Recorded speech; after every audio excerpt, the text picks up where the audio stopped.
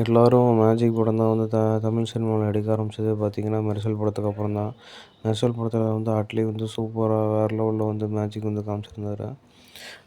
விஜயை வச்சு ஒவ்வொரு ஃப்ரேம்லேயும் வந்து பாம்பு வர செய்கிறதா இருந்தாலும் சரி, புறா பறக்கிறதா இருந்தாலும் சரி, புலி வரதா இருந்தாலும் சரி, ஒவ்வொரு மேஜிக் வந்து தரமாக பண்ணியிருந்தாங்க. அதுக்கப்புறமா தமிழ் சினிமாவில் மெஜிஷியனாக கூடயும் ஹீரோ வந்து ப்ளே பண்ணலாம் அப்படிங்கிறது வந்து ஒரு கையில் வந்து கொண்டு வந்தாங்க. அந்த மாதிரி பார்த்திங்கன்னா, இந்த படம் ஜோரா கையை தட்டுங்கிற அந்த யோகி பாபுவோட படத்தில் பார்த்திங்கன்னா, இவர் வந்து ஒரு ஜோக்கர் ஆட்டம் வந்து காமிச்சிருக்காங்க. ஜோக்கர் படத்தில் வந்து பார்த்துருப்பீங்க. ஜோக்கர் ஹாலிவுட் படத்தில் வந்து பார்த்துருப்பீங்க. அந்த படத்தில் பார்த்திங்கன்னா, இப்படி தான் எல்லாத்துக்கிட்டையும் அடி வாங்கிட்டே இருப்பார், சிரிச்சுக்கிட்டே இருப்பார். அதுக்கப்புறமா ஒரு கட்டத்துக்கு மேலே வந்து அவரே வந்து கெட்டவனாக மாறிடுவார். அவர் டெப்ரெஷனே வந்து அவரை கெட்டவனாக மாற்றிடும். அந்த மாதிரி வந்து இந்த படத்தில் வந்து காமிச்சிருக்காங்க ஒரு ஃப்ரேமில். யோகி பாபு அவனுங்க அடித்து கிண்டல் பண்ணிக்கிட்டே இருக்கானுங்க. சைஸை பார்த்தோம், ஆளை பார்த்தோம். அதனால் வந்து இவர் ஜோக்கராக மாறுறதையும் வந்து காமிச்சிருக்காங்க. ஜோக்கர் ஆட்டம் பேசுகிறதையும் வந்து காமிச்சிருக்காங்க.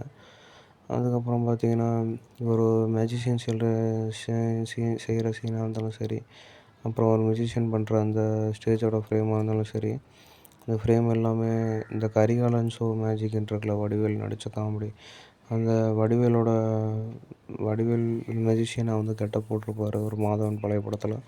இந்த 2 படத்தில் அதே மாதிரி வந்து இதுலேயும் வந்து காமிச்சிருக்காங்க. அந்த ஃப்ரேம்லேயே வந்து யோகி பாபுவை வந்து காட்டுற மாதிரி வந்து காமிச்சிருக்காங்க. அப்புறம் இதில் வந்து ஒரு கொலை கேஸ் வந்து நடக்குது. அந்த பொண்ணை எப்படி கொன்னான் அப்படின்றது நடக்குது. அப்போ யோகி பாபு வந்து மாட்டிக்கிறாரு.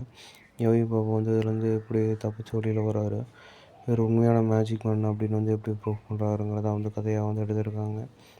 இவர் மேஜிக்கை வச்சு போலீஸை வந்து ஏமாத்துறாங்க. ஒவ்வொரு இடத்துலையுமே வந்து போலீஸை மேஜிக் பண்ணி ஏமாற்றிட்டு கண்விட்டு எல்லாத்தையுமே காமிச்சிட்டு கடைசியில் அந்த பொண்ணை கொலை பண்ணது யார் அப்படின்ட்டு வந்து போலீஸ்க்கு வந்து காட்டுறது தான் வந்து இந்த கதையை வந்து எடுத்திருக்காங்க. அதனால் அது எல்லாருமே ஜோராக கை தட்டுங்க அப்படின்னு வந்து படத்துக்கு வந்து கதை வச்சுருக்காங்க. இவர் மேஜிஷியனாக இருக்கிறனால ஒவ்வொரு சீன் வந்து மேஜிஷியனாக இருக்கும். இந்த ஃபிலிம்லலாம் பார்த்திங்கன்னா, வடிவேல் காமெடியில் இந்த கரிகாலன் மேஜிக் ஷோ தான் வந்து ஞாபகத்துக்கு வருது. வீடியோ பிடிச்சிருந்தா லைக் பண்ணுங்கள், மறக்காமல் சேனலை சப்ஸ்கிரைப் பண்ணிடுங்க.